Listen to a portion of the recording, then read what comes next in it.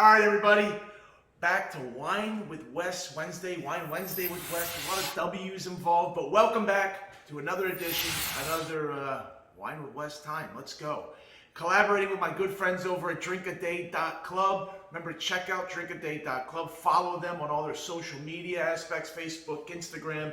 You'll find them out there. And follow me if you're not already. Thank you for all the comments, all the subscribers that I'm getting out there from YouTube, Facebook, Instagram. Quick note for you. We're going to do some structuring. We're going to add structure because we're growing. What we're going to do is we're going to help you. If you want to watch all of these wine reviews, God damn it, I know they're good. You know they're good. You're watching them. Of course they're good. But maybe you don't want to watch a champagne review. Well, today we are going to do a sparkling review, which is going to be your Prosecco, your sparkling wines, your champagne. In 4 weeks, we're going to bring it back to this. Next week, I'm going to do a white wine. Every 4 weeks will then be a white wine. And then I'm going to go into the third and fourth installments. The third installment of every month is going to be a local red. Local being North America, Canada, US, Mexico, for those who need the geography reminder. Then the fourth installment is going to be another red, but it's going to be a foreign red. South America, over to Europe, and anywhere else that the globe has for us that's going to have a red wine that somebody wants me to try, including South Africa. South Africa, I hear you. You want me to do a review, Stellenbosch region, we're going to get there. But today, let's focus on the drink today. One drink, one day, one story, and I have a story for you. What we're dealing with today is a champagne from France. Remember, it's got to be made in Champagne to be called champagne. And this is a true champ, Moet Chandon. Amazing maison, amazing house. First of all, French like to confuse you with things like, how do I pronounce it? I hear a lot of people, and I take this for granted, you know, because I mention things like, I would expect a lot of other people have already had this. I take that for granted. I've been fortunate. I've been able to try a lot of these things. Now, I gotta take that step back and realize most of my viewership may not have ever had Moët at all. Moet Chandon, any product. So, what we're dealing with today, first of all, is Moet Chandon. The pronunciation is key. French like to confuse you. This is a French champagne made in France. However, Claude Moët, his family was Dutch. In the 1300s, they moved to Champagne, started making wine, started making champagnes. Claude Moët. Not to be confused with another guy, Claude Monet. He was French. He gave us water lilies. This gentleman, his family, Claude Moët, phonetically, M-O-W-E-T-T.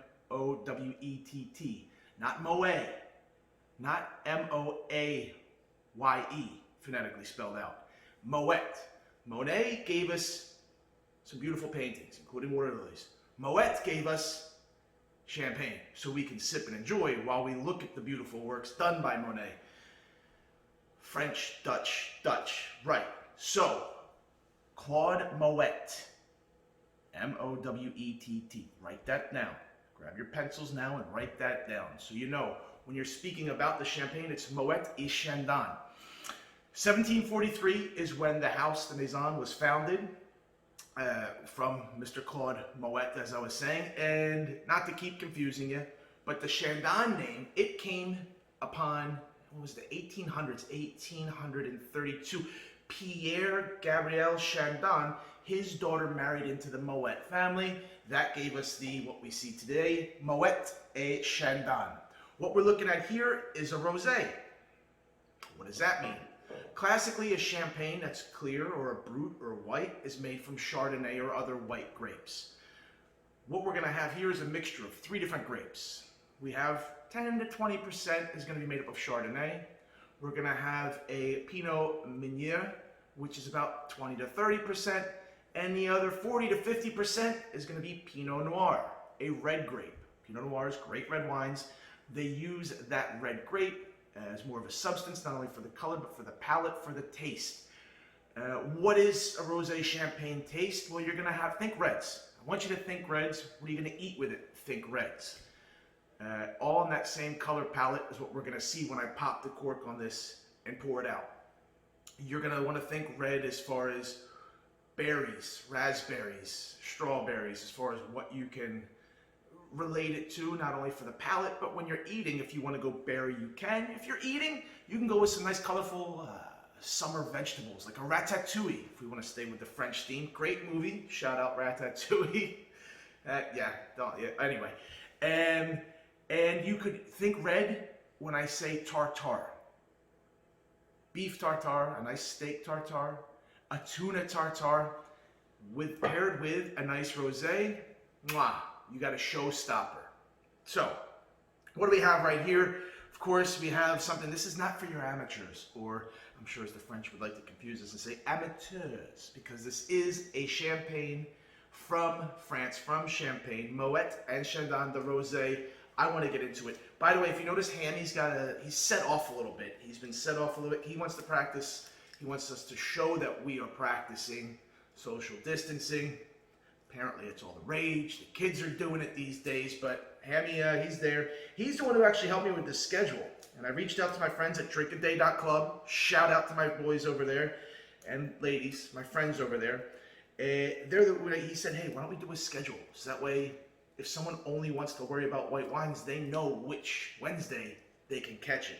So let's get into this champagne. You guys, I said we have a schedule now. First installment, sparkling. Second installment, white. Third installment, local, North American reds. Fourth installment,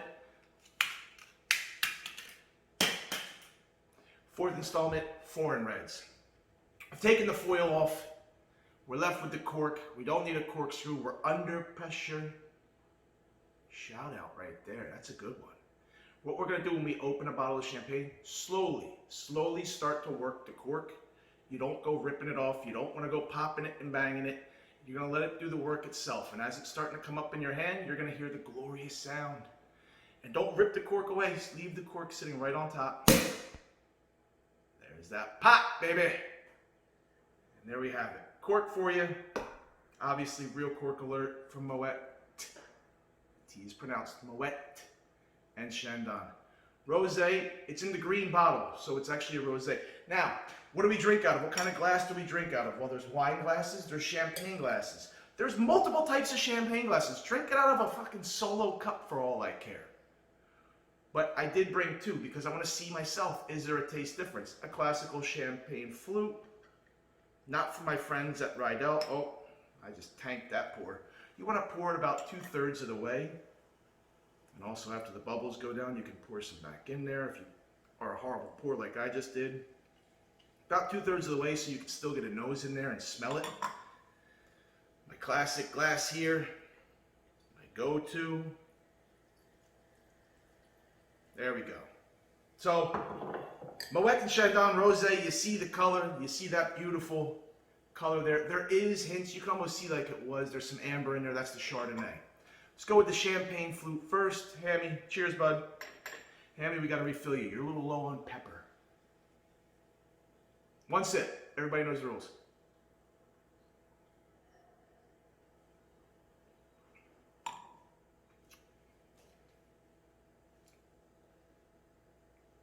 Now, don't need to swirl it. I want to. I'm going to.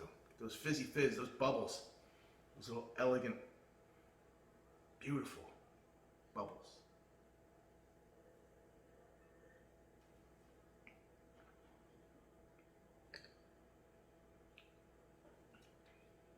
Wow, looking about a US dollar, $65 price point on the Moet and Chandon Rosé.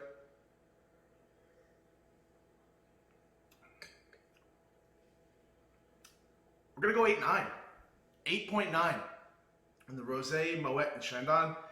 I know, buddy, I already sipped out of it. I know you're social distancing, but put that right there for you. I'll grab this one. Guys, drinkaday.club. Make sure you're following all the social media platforms. Thanks for watching. That's a wine review.